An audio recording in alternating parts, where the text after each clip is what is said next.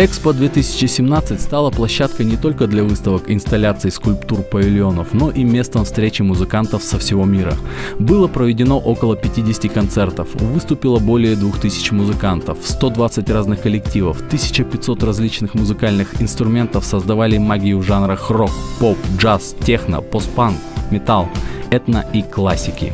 Таким образом, грандиозное событие Экспо 2017 действительно расширило возможности развития искусства в Казахстане, способствовало культурному диалогу между различными странами, привлекло множество талантливейших исполнителей мирового масштаба и доказало, что музыка и искусство могут быть инструментом единения, дружбы, братства разных народов.